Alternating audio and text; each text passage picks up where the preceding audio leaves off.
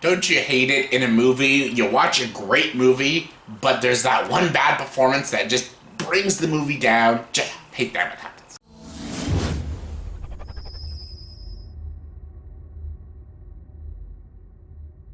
Hey everyone, welcome to the top 10 list. Welcome to my top 10 worst performances in great movies, or good movies, however you want to say it. Yes, in my last video I did my top 10 best performances in bad movies. Now it's vice versa. This is the worst performances in good movies, which is just downright tragic. Like, I hate watching a good movie and then you see this one actor or actress just giving the shittiest performance ever and they're bringing the film down. I hate that. I hate when it happens, but let's talk about it, shall we? Let's get to it. It's my top 10 worst performances in good movies. Coming in number 10 is Sofia Coppola in Godfather Part 3. Everyone debates if Godfather Part 3 is actually a great movie in general. Like, some people say, oh, it's not even that good of a film. In my opinion, it is. I think it is a good movie. First two are amazing, though. The first two are iconic, classic of American cinema, and it's considered some of the greatest films of all time, the greatest mob films of all time. Godfather 3, everyone's like, I like it though. I think the movie is just fine. I think it's enjoyable. I think it has great performances. I think Pacino, Garcia are all great. Now Keaton's really great. I think there's interesting dialogue moments. I like Eli Wallach in the film. There's a lot of great moments in Godfather 3. Every time I think I'm out, it just keeps pulling me back in. However though, Sofia Coppola is dreadful in this film. Like, she is awful. It's quite embarrassing how awful she is. For one thing, her character is in love with her cousin in the film. That's just gross. But she's so stale. It feels like I'm watching like a high school play when I see her acting. I feel like she's just like reading off cue cards or lines like, oh yes, oh, I love him so much. I'm like, my God, woman. Thank God she started doing her own films, like directing and stuff. She got out of the acting spotlight and started writing and directing her own movies, and she's talented. Like, I love Virgin Suicides, I love Lost in Translation, I love, what's that other one she did? Bling Ring. I think she is a very talented filmmaker.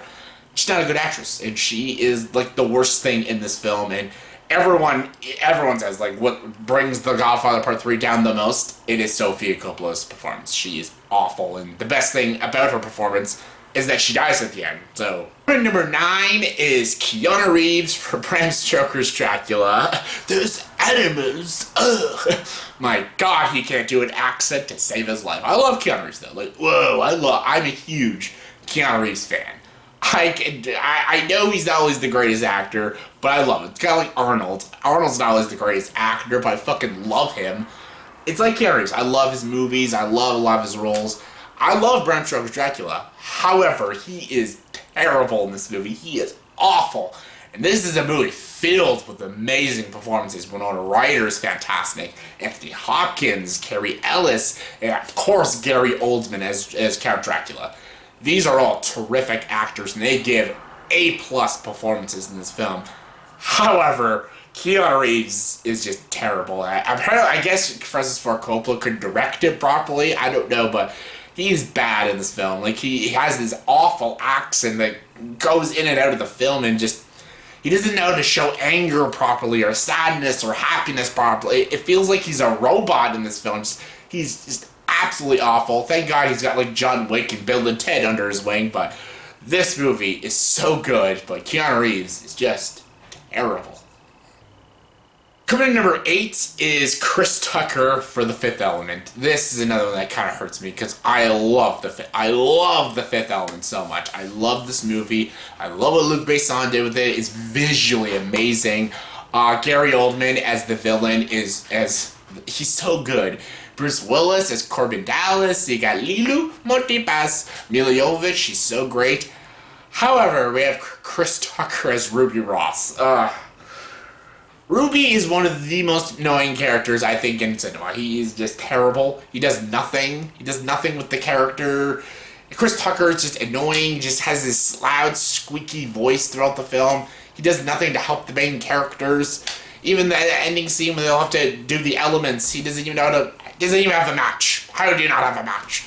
And yeah, he just screams and yells the whole fucking movie, and it's irritating. Chris Tucker just makes the role even more irritating with his voice and stuff. And I like Chris Tucker. I like the Rush Hour films, well, the first two. I love him in Silver Linings Playbook and Friday and stuff. Even his small scene Jackie Brown. I like Chris Tucker, but God, he's irritating in this film, and yeah, definitely the weakest link. Coming in number 7 is Mickey Rooney in Breakfast at Tiffany's. So this is just racially insensitive, actually. This is just racist. Like, why would you get a white guy to play an Asian person? Just, it's very cringy. He's got the accent and the makeup, and it looks awful. And it's supposed to be funny, and it's just off-putting. Like, and I love this movie. I think it's a great movie. I think Audrey Hepburn is sensational in this film. I think it's funny, it's endearing, it's heartwarming, it's got a good message. I think it's a great film. But Mickey Rooney, every scene he's in is unbearable, and it's super racist, and it's very off-putting. Some people actually hate this movie because of the Mickey Rooney scene. That's how bad it is. So yeah, they should have taken that out of the film. Coming in number 6 is Benicio del Toro for Star Wars The Last Jedi. Yep, I went with a film just last year. I love The Last Jedi. Despite the fans, the Star Wars fanboys saying, it's so bad, it's worse than the fucking prequels. Whatever. Nothing worse than a Star Wars fan. No one hates Star Wars more than Star Wars fans. So, whatever. But I'll admit, Benicio del Toro is terrible. And these movies have great performances. I think Adam Driver is fantastic in these films. I think Daisy Ridley's great. Mark Hamill is amazing. Carrie Fisher is amazing. John Boyega, Oscar Isaac. Everyone gives great performances. Even like Andy Serkis, even though Snoke is absolutely pointless in the film, Andy Serkis is still giving a great voice acting performance. Benicio del Toro, he's a great actor, but he is just awful as DJ. Again, the accent is on and off. The character makes no sense. I don't even know why he was in this film. He was literally the most useless character in this film, and his performance was just so stale and just so weird. And so I don't know if it was trying to be quirky or funny. I don't know. It just didn't work, and yeah, it was a big letdown. Coming in number 5 is January Jones for X-Men First Class. Oh my god, okay.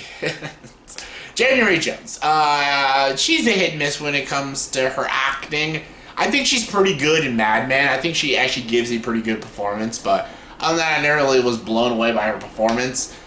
Her as Emma Frost in First Class is pretty bad. It's pretty unwatchable, actually. I feel like she had no care at all in this film. This film, again, has great performances. This is one of the best X-Men films with one of the best stories and some of the best direction by Matthew Vaughn. You have Fassbender and McAvoy, who are amazing in this film. And then you have January Jones, who's just kind of like sleepwalking her way through this role. And even the villains are really great in this film. I love Kevin Bacon in this movie, and I love a lot of these actors and a lot of these performances. Fuck Hugh Jackman's cameo was amazing. However, Emma Frost, just a very dull villain, and just she put no care into this performance, and you can really tell it's bad. Coming in number 4 is Cameron Diaz in Gangs of New York. I love this movie. I love Scorsese. I think this is a great film. Again, a lot of great performances. Daniel Day-Lewis as the Butcher is super good in this film. He probably should have won an Oscar. He's phenomenal in this film. Leonardo DiCaprio's Amsterdam is super great. I love John C. Reilly and Liam Neeson. They're all really great in this film. Cameron Diaz. Everyone knows I don't like Cameron Diaz. I'm not a fan. I don't like her work. I don't think she's funny. I don't think she's very talented. However, she has shown her chops before. Like, I love her in Her Shoes. I think she's super good in that film. And being John Malkovich, I think she's not bad in that film as well. This one, when I first few times I watched it, I thought she was actually not half bad.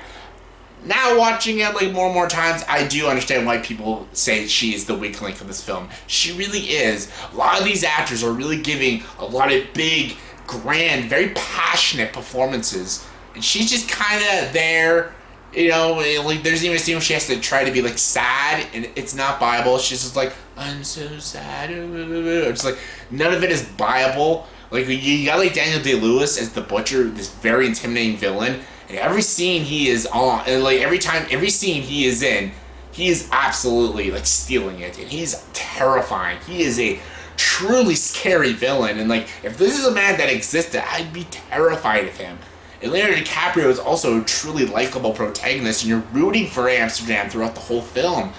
Then you got the love interest, Cameron Diaz, who she's just kind of there and just doesn't really give anything in this movie. Like, it's not like that awful, but it's pretty bad, and especially for a Scorsese film, it's really bad.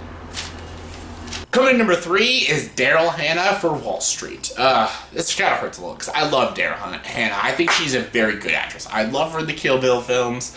I love her in Splash. I love her in Blade Runner. I think she's a very good actress. She is not good in Wall Street, though. And this, again, a great movie with great performances. Charlie Sheen kills it in this film. I fucking love Michael Douglas as Gordon Gekko. Like, my God, probably one of his most iconic roles. Won him his Oscar. Fantastic. Daryl Hannah, though, as the love interest. Not only is she a very despicable piece of shit character, and not only she gives nothing compelling or emotionally resonant or even memorable, she's just wasted. Just a waste of a character and a waste of a performance, and yeah, not good. Coming in number 2 is a performance that almost made my number 1. This all came close because this is truly an annoyance of a performance. But I'll stand by my number 1. But this one's bad too, and that's Kate Capshaw for Indiana Jones and the Temple of Doom. Yes, if there's any character or performance that irritates me the most, it is Willie Scott from Temple of Doom. I love Temple of Doom. I think it's a great Indiana Jones film with great action. It's got great adventurous scenes, great cinematography. Harrison Ford just kills it as usual as Indiana Jones. Kalima! Classic. There's a lot of great practical effects in the film. There's some haunting imagery. It's such a great fun film. Willie Scott, Short Round's annoying too, but Willie Scott is the most annoying Indiana Jones girl ever put to screen. She's irritating. All she does is moan and bitch and cry and scream throughout the whole film, and it is just ear-bleedingly annoying, and that is thanks to Kate Capshaw's performance. She is awful in this film. She has zero chemistry with Indiana Jones, and all the girls in Indiana Jones have chemistry with Indiana Jones, which is mostly just Karen Allen as Marion, a great character.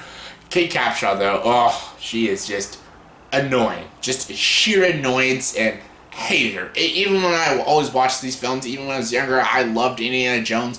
Watching these films, I always fucking hated Willie Scott, and still to this day, still hate her. And my number 1 worst performance in a good movie is Russell Crowe for Les Miserables. 24601 and Don Chaffer. Yeah, this is a performance that gets ridiculed, it gets made fun of, for good reason, because it's Russell Crowe and Les Miserables trying to sing and failing horribly. It takes a lot for me to insult Russell Crowe because I love Russell Crowe. I don't want to make fun of him in this movie. I don't want to say it's a bad performance because I love Russell Crowe. I love a lot of his movies. Some of my favorite films of all time are Russell Crowe movies. He's a truly great actor. But my God, is he awful in this film. He cannot sing at all. He's not at all in tune. He has no pitch. He has no nothing. And his character is one-dimensional, and I feel like he just didn't give a shit. Every time I watch his performance as Javert, I feel like he's just there because to be there. Like, there's no care in this performance. He just kind of stands there and goes, there's no effort. And when you watch like someone like Hugh Jackman and Anne Hathaway in this film, who are truly lovely and putting a lot of heart in their performances, watching Russell Crowe is just it's disgusting to watch because you're like, there's a lot of actors in this movie that are putting so much effort, and there's no effort at all in this performance, and nothing in his delivery, and his pitching, and his tone, and his singing. It's just, it's awful, and yeah, it's the number 1 for me. So yeah, that's my top 10 worst performances in good movies, in my opinion. So in the comment section below, please tell me, did you agree with this top 10 list? If not, Give me your guys' top 10 worst performances in good movies in your opinion. Comment below, let me know. And as always for this video, please like, subscribe to the channel, and join the dark side.